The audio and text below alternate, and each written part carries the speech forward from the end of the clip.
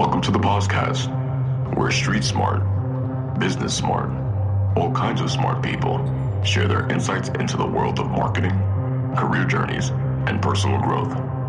So sit back and prepare to get enlightened with your host, Adam Posner.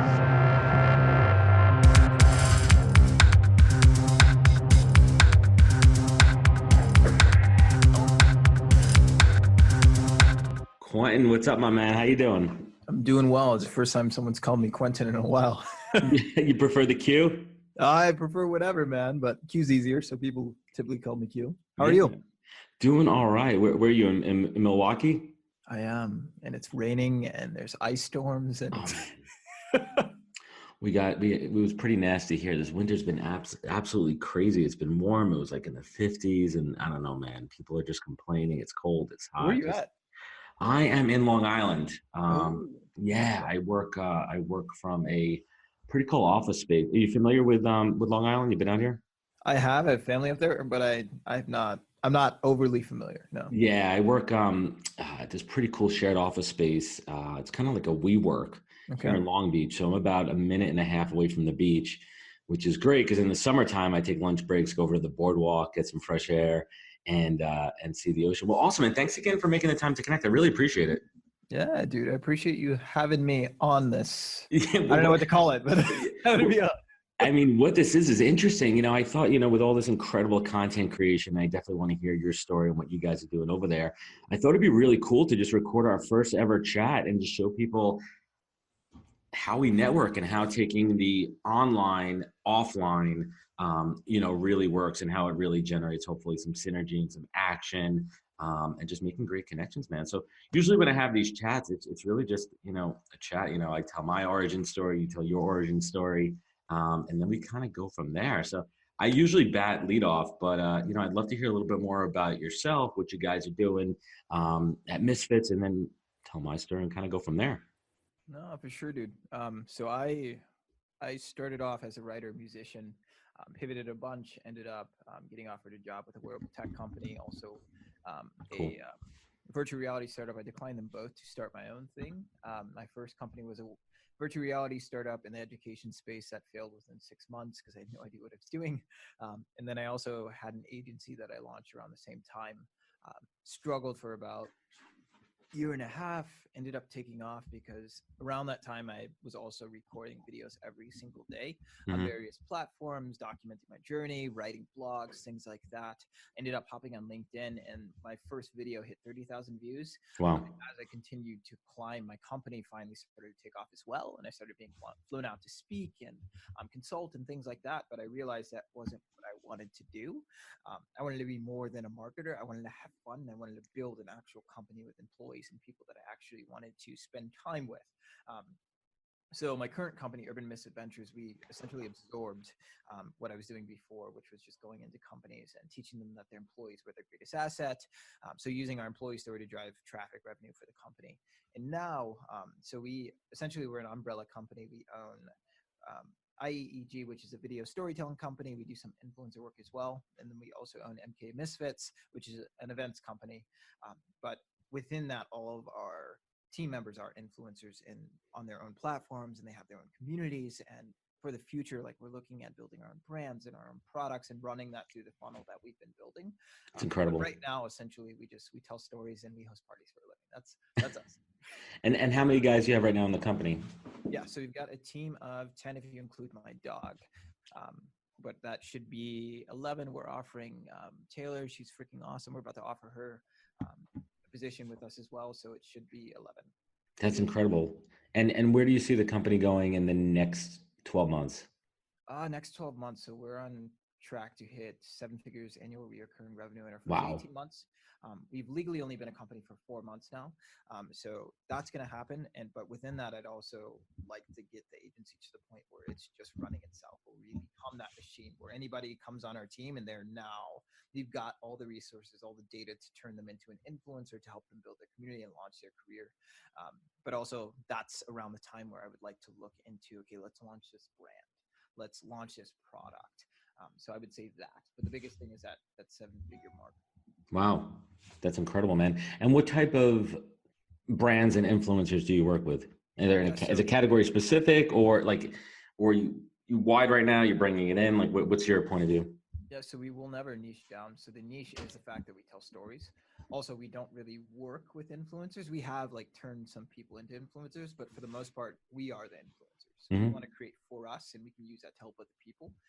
But specific, like, there's no niche in terms of like industry or anything like that. It just let's tell stories. That's a niche. I love it. It's incredible, and I've been connecting, over the last couple of months with these incredible influencers like yourself, and you guys are still relatively, I don't want to use the word young, but still young in your infancy as far as like, total work experience. And it's just incredible to see your tenacity and how far you've taken it in a short amount of time. And I'll be honest with you, man, I mean, it's incredibly inspiring to me, and now I'm kind of like the old man on the block.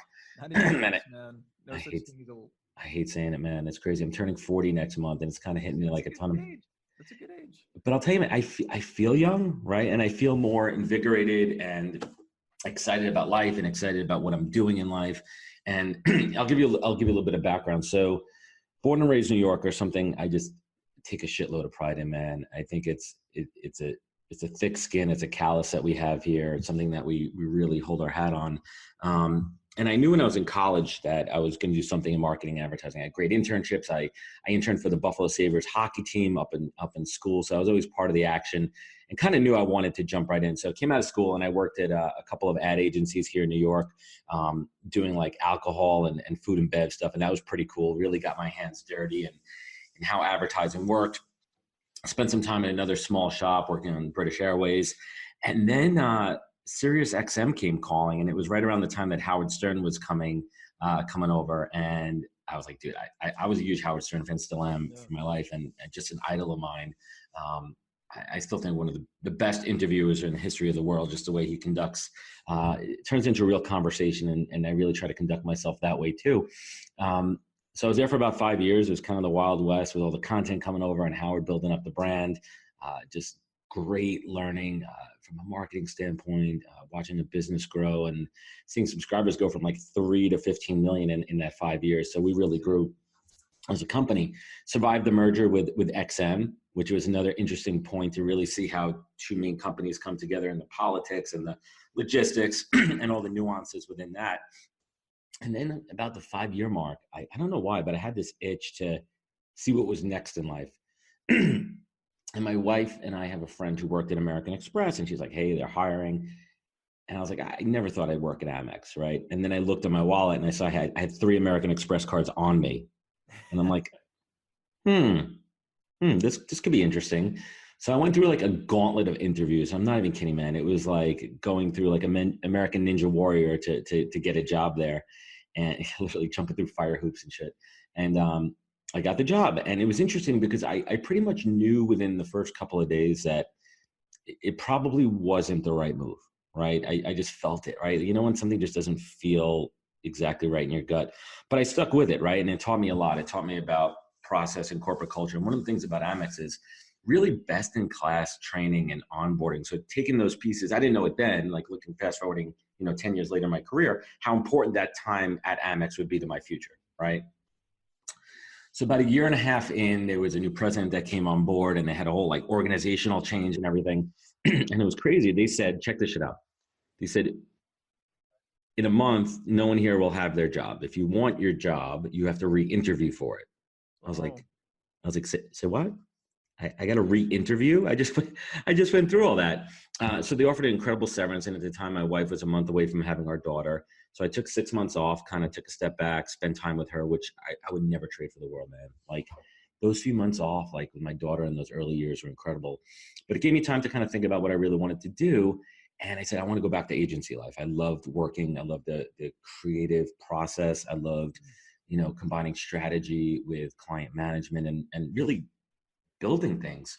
Yeah. So I went back to the agency world, and I worked for a great agency called Irwin Penland. They were a Greenville, South Carolina based company, really at the forefront of social content. And we're talking maybe about 6-7 years ago. It was an awesome experience. And then the sour taste started to come in. And about a little under 2-year mark, we lost a major piece of business, and about 30 of us were laid off. Jeez. Like a week before Christmas. I was like, what the? Like this is the way it's going to go down. Anyway, picked myself back up, back on the job hunt. And it was around that time that VaynerMedia was kind of coming into. They were about a couple of years old at that point.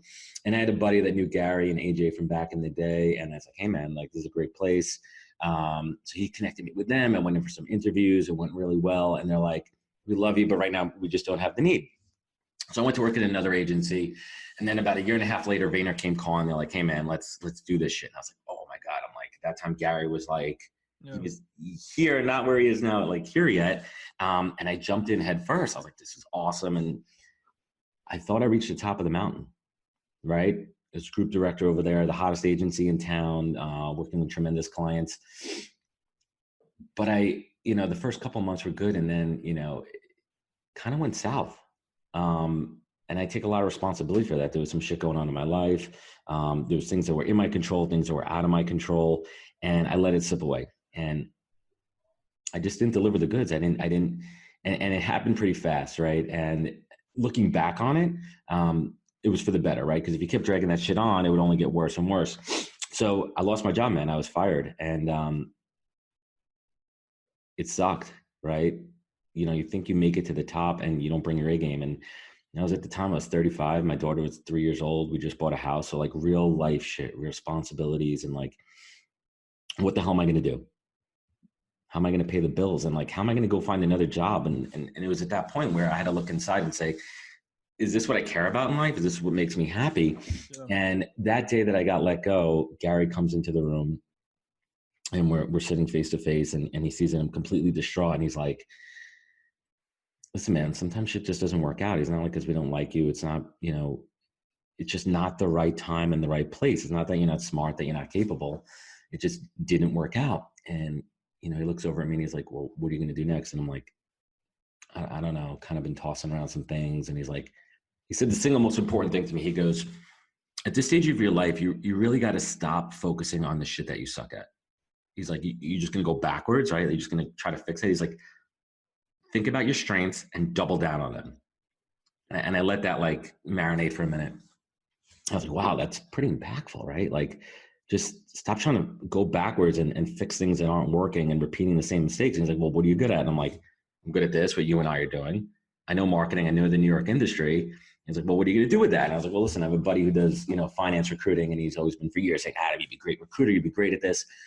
And Gary's like, holy shit. He's like, do it. I'm like, what do you, he's like, do it, go for it. And with that, the wind at my back and my sails, and I went off and ventured into the world of recruiting. And I spent some time, I did my due diligence. I like met with recruiters that I've worked with and found out everything, the good, the bad, and the ugly. And I joined the great search agency, and I learned how to be a recruiter. Literally, I was 35, and I was starting a new career completely from day one, like a rookie, right? Like making $45,000 a year, and having to learn a new business. And not to come off like, bragging or anything, but I kind of just jumped right in, and it was like natural. And I kind of, I learned how to recruit, but I also knew something that I wouldn't have known unless I had the 15 years of experience before, which was that relationships are the key to everything, right? And that really predicated my success. I was able to call on candidates and clients that I've worked with, and things just came together. And I knew really within that first 8-9 months that this was my calling, because I enjoyed getting up every morning and doing what I did. And I think that's really key. I think when you roll out of bed, and it's not work per se, but it's your life, and it all comes together where work and life are all together in harmony, right? People talk about work-life balance. I don't believe in that shit, right? I believe it's all harmonious, right? You create, you spend time with your family, you produce, you create, and you're able to fulfill your life, right? The money you make fulfills doing things with your family and your friends and living the lifestyle that you want. So worked at an agency for a couple of years, went to another agency for a little bit of search agency. And then about a little under 2 years ago, I was having a conversation with my wife, and she's like, why are you giving half of your money to the house, right? Why are you giving half your commissions away? She's like, why can't you do the shit yourself? I was like, of course I can, right? Like, of course I can. So that was that. I left working for the man, and about a year and a half ago, I launched my own search firm called NHP Talent Group, which is named after my daughter. She's my North Star. She's, everything I do everything in life for. And then my son, who's 6.5 months old. And so for the last year and a half, I had my own search agency, work with brands, I work with agencies, everything in the digital world, from startups to brands to agencies. And I assist them with filling open jobs, right? So it's anything from account management, strategy, creative, UI, UX, social, anything in that digital spectrum is what I do. So companies either hire me on a contingency basis, or what I really prefer to do is they hire me in-house as a consultant, right? Where I come in and I work as an extension of their talent team and, assist them with open jobs. And I absolutely love it. How were those first few months? It was interesting because it was rough. And I think you could probably speak to this too, as someone who started your own business, is figuring out the infrastructure part, right? Figuring out how to build business, do the biz dev, and still deliver on the work at the same time, right? And that was a challenge for me, right? So it was a little bit of PR, going out to people and saying, hey, I'm on my own, I'm doing this. Like that Jerry Maguire moment, like, you coming with me, right? And it was tough, but things picked up pretty quickly. I had a couple of really lucky breaks where people gave me the chance to show them what I could do, right? Some fantastic small agencies that took me on board, had some fantastic contracts, got a couple of quick wins, right? Which kind of fueled financially, right? So I was able to reinvest into the company, built the website. I was able to make my first hire, right? And the momentum's been incredible, man. So now I'm on this mission of building my personal brand, connecting with folks like yourself, people that inspire me, people that know how to do it a lot better than me. I've also learned in my career, if you can't do something that you need to do, you find someone who can, that you trust, that you want to work with, and you partner with them, right? And you figure out how to add value to each other, right? And that's kind of what takes us to this conversation today. Connecting with like-minded folks and seeing how in this big but small world that we're in right now, how we could help each other. So that's kind of where I'm at, man. And I wanted to really connect with you, break virtual bread, so to speak, right? Cross new frontiers over our, I don't know what we're going to call this, a connection cast, or I'll leave that up to you guys. You guys are pretty smart with that. So yeah, I mean, just, would love to tap into your knowledge and network about, the best ways for me to build a personal brand. I feel that I bring a great story. I feel that I bring a unique perspective and point of view, being someone who has hired people, who has fired people, who has been hired, who has been fired, who has worked in digital marketing for a while. And I bring job seekers that unique point of view, like how to succeed in your job search, but also from the perspective of, hey, you're applying to somewhere, and why aren't they calling me? Why aren't they reaching out to me? Why is this taking so long? So also calling it how it is, man, right? Like giving you the real deal shit, like no sugarcoating. You see a lot of that on LinkedIn, but like super motivational, like, agencies suck, recruiters suck. None of that. I'm gonna tell you what the real deal is. So that's what I'm trying to do. Doing a lot of guest podcasting, getting my voice out there, finding my voice, looking for opportunities to do some public speaking, and just taking it day by day. Yeah. No, it's fascinating, dude. That's awesome. As you should. I'm glad you're focusing on it, man. One thing I would say is, I think people say build my personal brand. And that's something I've always had. It's something that I don't like, because people treat personal branding or social media or all this stuff like this weird entity, and it's just an extension of us. Like, my thing is, I just want to be the same person online that I am offline, because it's just an extension of me. There's no IRL, there's no online, it's just life. I would just say, be who you are offline, online. Like, make sure those things are aligned and you'll be fine, dude. Make sure you're creating enough and sharing enough, do stuff like this. But if those things are aligned, then it's going to happen, so long as you have the right pieces in place. Yeah. And I completely agree with that. And I think it's about authenticity, right? And I think it's about backing up what you say, what you do, what you say, right? And I think that is critical, especially in this world where everybody wants to be in that limelight, right? And now, I mean, LinkedIn it's where it's at right now, right? And it happened really quick, man. It happened in I would say starting around right after Thanksgiving. I mean, they changed the algorithm, and it was this influx of just video and content. And what you and your team are doing stood out to me, not only just from the production value, because that's a side, right? That's one thing, but it's about the content, right? What you guys are saying and what you guys are doing. Because I'm finding a lot of people out there have great cameras. They know what to do about editing and that, but their messaging isn't coming through. It's not authentic. And I think that's what the difference maker is. And I think eventually that's going to get filtered out naturally on the platform, right? And I think that it's important to bring value about and listening, right? What are people asking to hear? What content do they want, right? I think there's a lot What of are they not asking? exactly, like find that white space, right? What's missing, and where that gap is, and also kind of tapping into other influencers to see where they're missing on certain things and finding that opportunity, because that's how you're going to break through. And it's also tough for me also to not get frustrated with or hung up on views and likes and all that kind of shit, right? Make Dude, sure like that specifically, like I was probably like when I first jumped on LinkedIn, video just came out. Like I think it was like September 2017. I was friends with all the influencers. Everybody was taking off. I was right. so slow, and I would spend so much time on my videos, dude. I would like, okay, here we go. We're gonna do this. We're gonna do this. We're gonna do this. And one day it just popped. But me comparing myself to them, like it didn't matter, dude. Like it didn't matter at all. It didn't affect anything. It was just a waste of my time because every minute I spent on them was a minute I could have been spending on myself. I was also impacting people when I didn't hit a viral video, when I wasn't doing all those things. Like that comparison is irrelevant. But also like there's so much coming, man. Like so much coming. Like I remember last year I wrote an article about like the future of LinkedIn. I did like this experiment. I asked everybody, okay, what do you want to see? All that stuff is coming. I guarantee you everything I wrote in that article is coming. Some I know for sure, some will come because it's just going to come. But with that, even since I first started, like there's been this evolution of content creators. And now everyone's so excited. Yeah, I can be an influencer. I can be this. I don't even consider myself an influencer. I'm an entrepreneur, dude. I'm a writer. I'm a creator. Influencer, that's not me.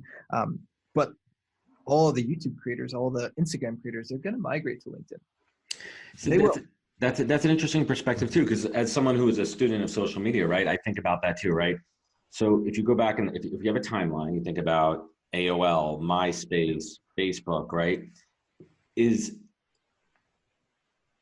it the right content that's moving and the right people, or is it the people that are, for lack of a better expression, attention whores that are just going to find a new frontier that's been untapped and then take it over and just proliferate it with junk, right? That's my fear, right? So how do we make sure, or how does LinkedIn make sure that that doesn't happen? I don't think YouTube or Instagram is negative. I don't. I know a lot of people do. I know there's a lot of shit on those platforms. There's a lot of good things on LinkedIn. I love how supportive the community is, but also the content itself, to me and to a lot of people, I just got a message, hey, like I want to start creating on LinkedIn, but most of the stuff I watch is boring. Most is just talking heads. Most is self-promotional. I would agree. YouTube, there's a lot of creators. Yeah. There's a lot of amazing, incredible creators and stuff that you've never seen before. That's what's dude, YouTube's incredible. My 6-year-old daughter, I mean, I watch her go down these rabbit holes on YouTube of the kids stuff, like the slime and the DIY stuff, right? Like it's fascinating. They're making tons of money on it. So as an expert creator yourself, right? So I've been thinking about a couple of different ways how I could differentiate myself. First is experimenting with things like this, right?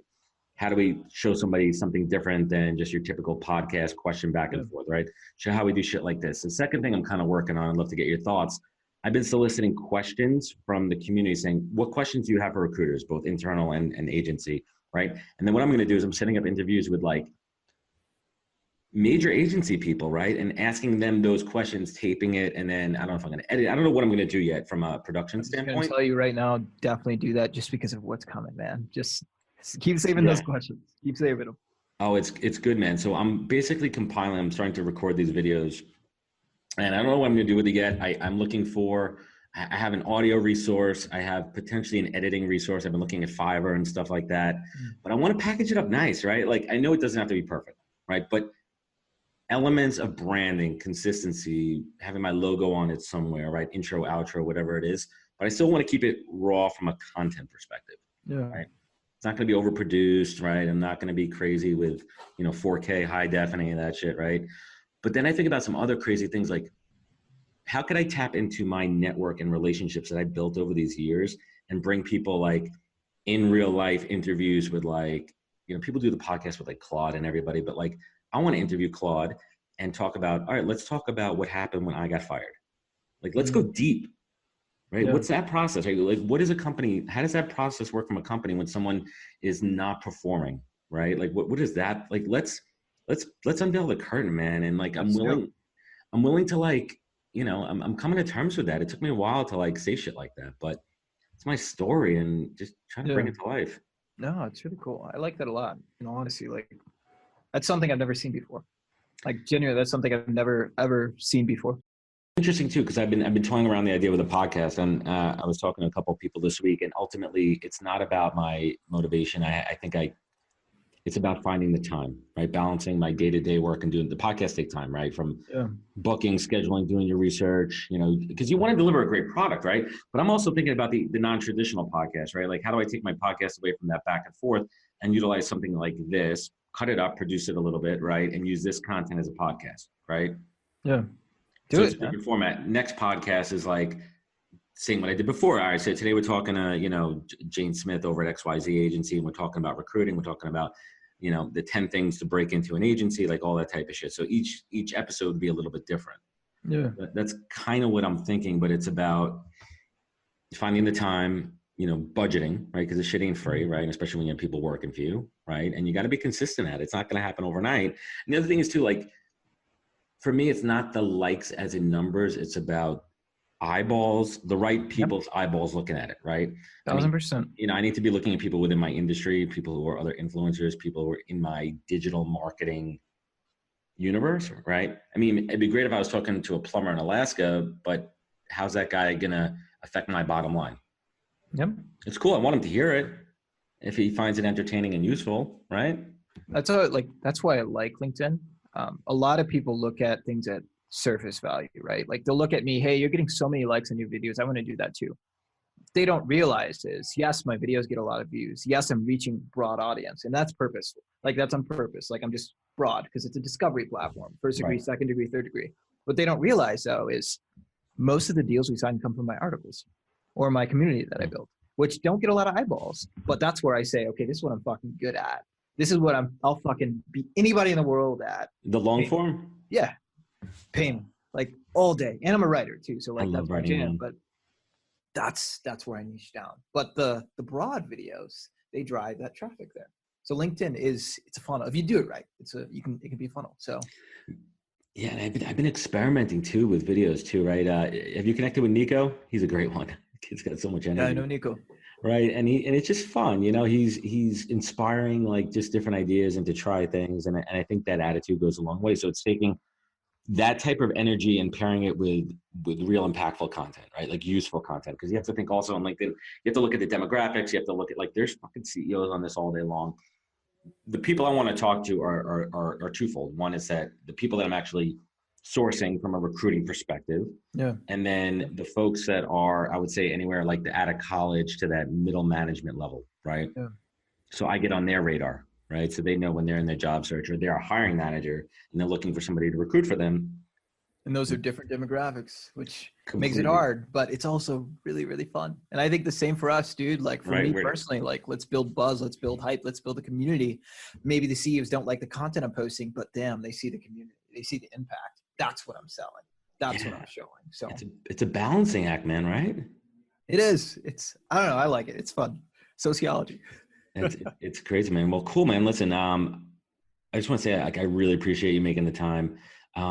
Let's keep the lines of communication open. I think that we could help each other. I think I could learn a lot from you guys, right? Both near and far, right?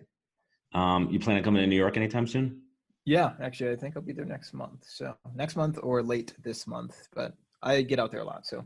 So one thing because I always like to add value, right? Like my network is tremendous. I mean, that's my biggest asset, right? Like it's just who I know in New York. And if there's anybody that you want to connect with and you see that I am connected to them, right? And I can facilitate that relationship and make that happen, just ping me on that.